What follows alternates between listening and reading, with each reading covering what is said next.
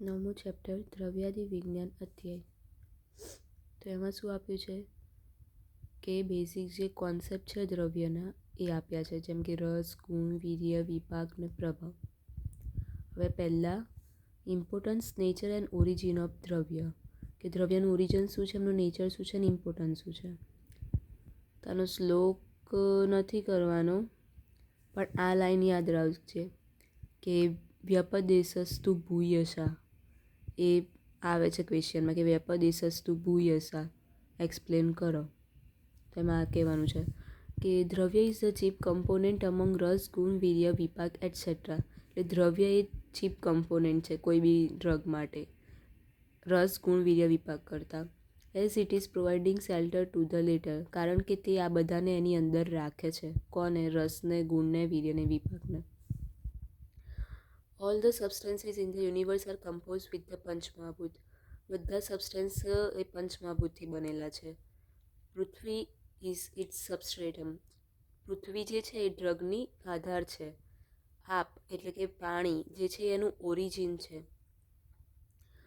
આકાશ, વાયુ અને તેજસ are in other supporting part. એ ત્રણેય સપોર્ટિંગ પાર્ટ છે. The inseparable concomitance of Prithvi and the other basic elements causes the origin of substance as well as peculiarity among them. એટલે જે ખુદનું એક specific quality છે એ ડ્રગમાં દેખાઈ આવે છે અને એ એનું ઓરિજિનનું કારણ બને છે. તો અહીંયા શું કીધું કે in the formation of shape, આકાશ મહાભૂત. શેપ માટે કોણ જવાબદાર? તો આકાશ મહાભૂત. પછી ફોર કોઝિંગ હાર્ડનેસ, વાયુ મહાભૂત. વાયુ એ શાના માટે જવાબદાર છે? હાર્ડનેસ માટે. પછી જર્મિનેટિંગ પાર્ટ્સ ઓફ ધ પ્લાન્ટ્સ, તેજ મહાભૂત. કોઈ બી પ્લાન્ટ્સને જર્મિનેટ કરવા માટે તેજ, અગ્નિ જરૂરી છે. પછી ઓરિજિન ઓફ ડ્રગ્સ, આપ મહાભૂત. એટલે પાણી શાના માટે? ઓરિજિન માટે. અને સબસ્ટ્રેટમ એટલે કે પૃથ્વી, આધાર આપનાર કોણ? તો કે પૃથ્વી. Is play the prominent role, એટલે આ ખુદના રોલ છે. In this way, the inseparable combination of all these 5 basic elements are responsible for the formation of all the drugs as well as that. આ જે ઇનસેપરેબલ કોમ્બિનેશન છે આ પાંચ મહાભૂતનું, એ ડ્રગના ફોર્મેશનનું કારણ બને છે. તો આટલું બેઝિક થોડું લખી દેવાનું છે. પછી શું આવ્યું? હવે આપણે આ ચેપ્ટરમાં બીજું શું ભણવાનું છે? તો કે રસ, ગુણ, વીર્ય, વિપાકનો પ્રભાવ. તેમાંથી પહેલું રસ. તો રસનો આ શ્લોક છે, ડેફિનેશન છે એટલે કરવી પડશે. તસ્માત એક રસમ દ્રવ્યમ ભૂત સંઘાત સંભવાત ન એક દોષાસ્તતો રોગાસ્તત્ર વ્યક્તો રસસ્મૃત. એટલે શું કહે છે કે all the substance in the universe are compose with પાંચ મહાભૂત. કોઈ બી વસ્તુ એ પાંચ મહાભૂતથી બનેલી છે. And no substance is form with only one mahabhuta. કોઈ એક મહાભૂતથી નથી બનેલી.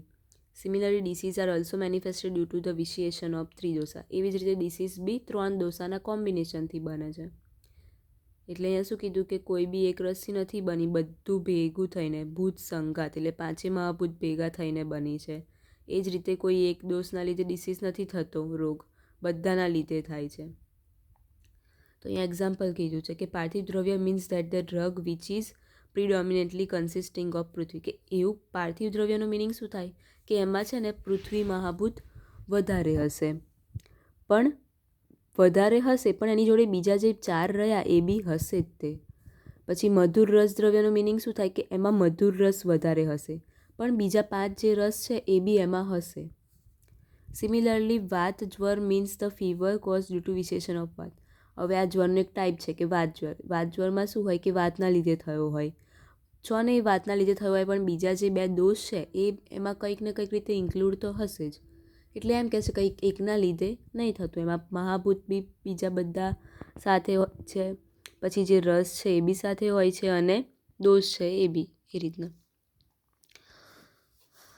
પછી અહીંયા છે ને મિનિંગ આપ્યો છે રસ અને અનુરસનો. તો રસ એટલે શું?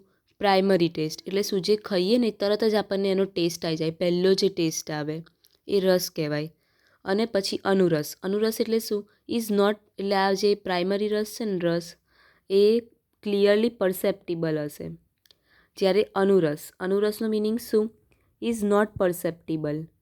એ તરત આપણને નહીં એનો ટેસ્ટ આવે. Due to the dominance of primary taste, due to રસના લીધે એ આપણને એન્ડમાં પરસેપ્ટિબલ થશે. એટલે સીધું જ જે ખાઈએ અને તરત જે પહેલો ટેસ્ટ આવે ને એ રસ કહેવાય, અને પછી જે ટેસ્ટ આવે ને એ અનુરસ કહેવાય. બરાબર?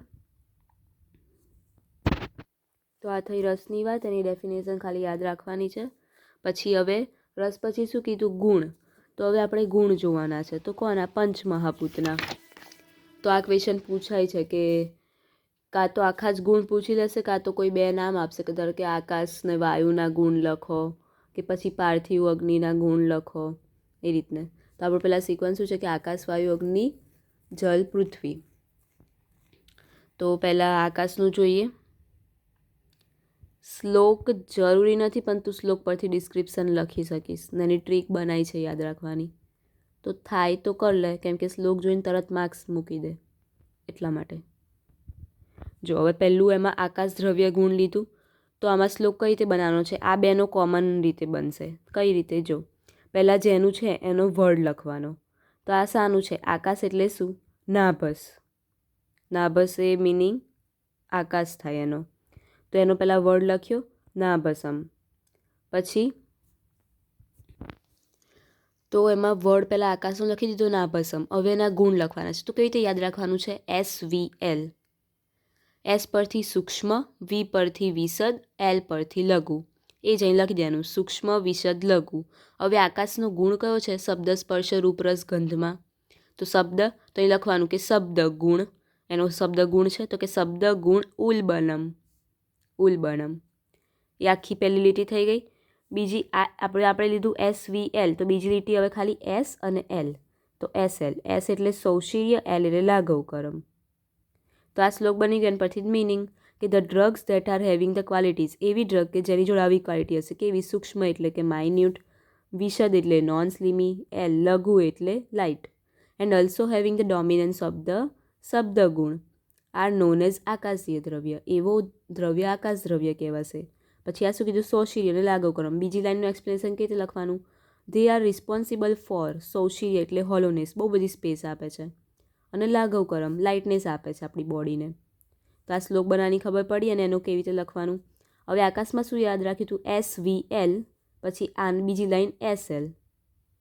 શ્લોક યાદ ના રાખવું તો પછી આનું ખાલી આ યાદ રાખજે, શોર્ટ ટ્રીક. હવે વાયુમાં કેવી જ રીતે? એસની જગ્યાએ ખાલી R.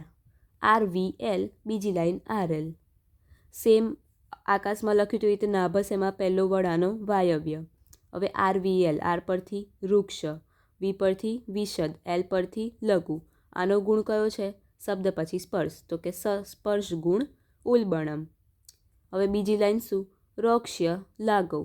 આ યાદ ના રહે તો ના લખીશ, ખાલી એક જ લાઈન લખી રહેજે. તો હવે સેમ એવું સેન્ટેન્સ કે the drugs that are having the qualities of the ruksha એટલે કે ડ્રાય, વિશદ એટલે કે નોન સ્લીમી, લઘુ એટલે કે light, and also having the predominance of a sparsha guna. Same જ સેન્ટેન્સ બનાવવાના છે. એને વાયવ્ય દ્રવ્ય કહેવાય. પછી ફરી બીજી લાઈન શાના માટે? તો કે responsible. These drug are responsible for dryness અને લાઇટનેસ.